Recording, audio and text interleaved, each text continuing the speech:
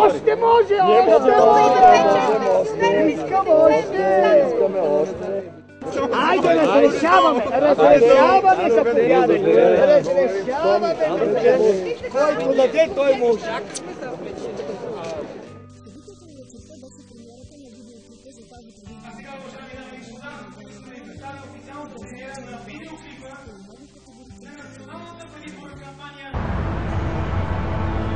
Искам да върна работата си.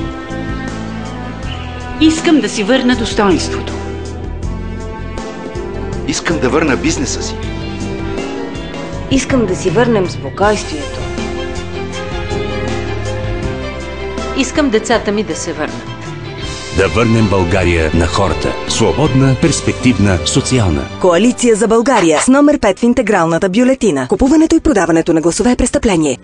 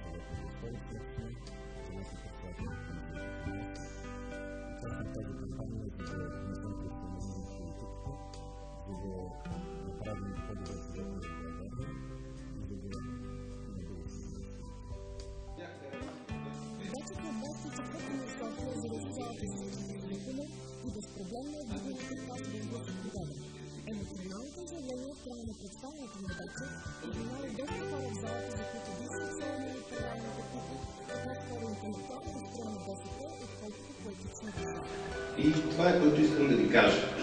Освен разум и управленска програма, човек с каквото и да се занимава и с бизнес, и с политика, и с каквото и да е, на първо място трябва да има сърце.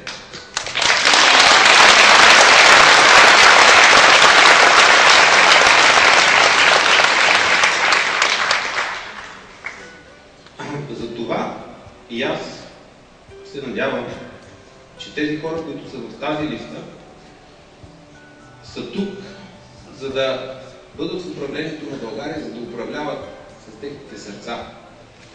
И след шума на аплодисментите идва тишината, която се чува топтенето на вашите сърца.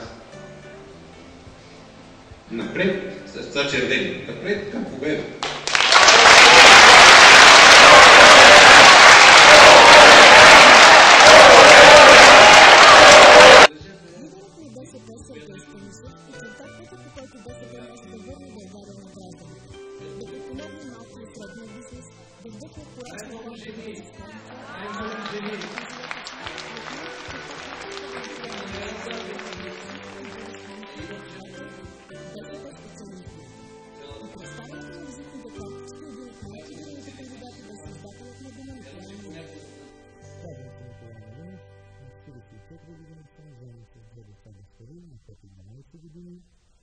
В партията съм на 25 години, за който път се кандидатирам да народен представител.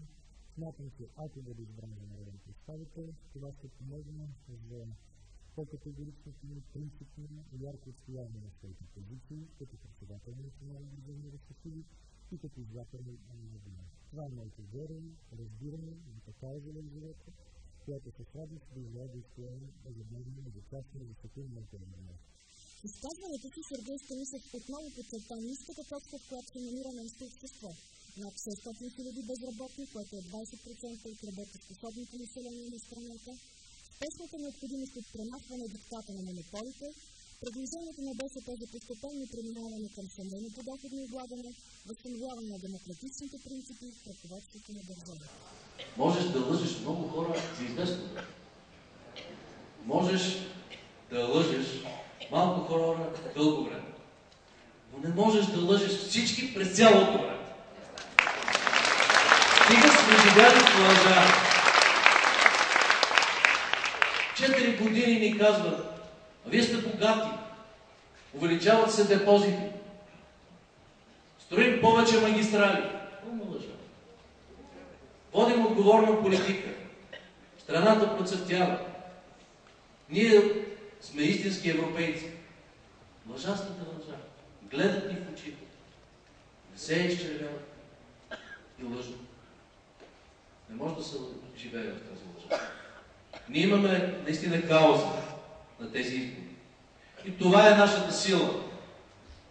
Искам да почувствам тази кауза в сърцето на всички, които участват в кампания. Да излиза от тях. Хората ще го усетят. Искам да почувствам тази кауза във всеки един от нас, които сме тук, и още десетки хиляди социалисти и симпатизанти на БСП, на Коалиция за България от София. Тази кауза е наистина не властта. Не ни трябва властта. Тя е само инструмент за правене на нещо полезно. Искаме наистина да върнем България на хората. Не са празни думи. Искам да го почувствате, а чрез вас да го почувстват всички, с които ще разговарям. Именно за това аз предложих Пламен Орешарски за министър-председател.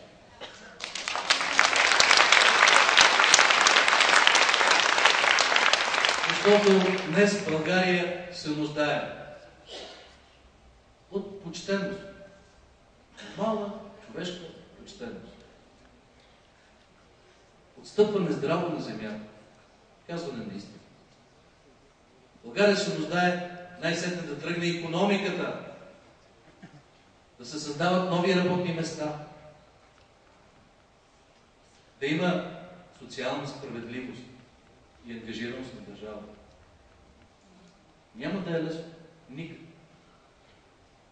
Нито по време на кампанията, нито след нея, когато ще трябва да носим кръста, отговорността на едно управление при разорена държава, опоскана хазна, унизени хора, огромен гняв натрупан в резултат на последното управление.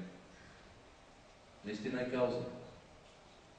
Наистина е мисия пред БСП. Но искам на финала да ви кажа: няма кой друг, освен нас, да свърши тази мисия. 70% от българите са против ГЕРБ. Писнало. До своето душа, не до душа, над главата, не може да се диша свободно. Не може да се работи почтено. Не може да имаш самочувствието на граждани на европейска страна. Тези 70% са разпиляни между различни сили. Ние, десни, госпожа Кунева, други партии, кой ли? Искам да кажа на всички тези хора, които по една или друга причина, започвайки от историческа, семейна историческа традиция, или поради разочарование от нас, или поради нещо друго, не са харесвали, не харесват БСП. Днес само ние можем да свалим ГЕРБ от власт. Само ние можем да дадем ново начало.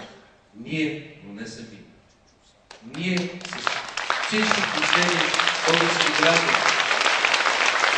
направихме голямо обновление на листи. И чрез новите наши ферми, и чрез гражданската квота, и съчетаваме приемственост с промяна. Правим го именно заради тази кауза. Да върнем България на хората.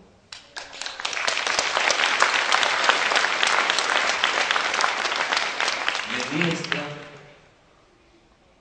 Но то ми е страна. Гледам колко много страх има в очите на хората. Страх, че ще им отнемат работата или бизнеса, защото не са от ГЕРБ. Страх, че ще ги унизят някой богаташ или някой приближен до властта. Страх, че ще бъдат наказани, че ще гласуват неправилно.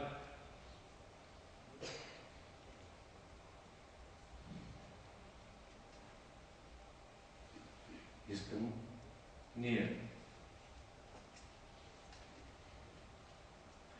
нашата партия, която не се страхува по време на Втората световна война да излезе по планините без оръжие, да се бори за каузата. Тези избори, които са каузата, да покаже, че нямаме страх. И тези разборници ще ги свали и изметем веднъж и завинаги. Благодаря.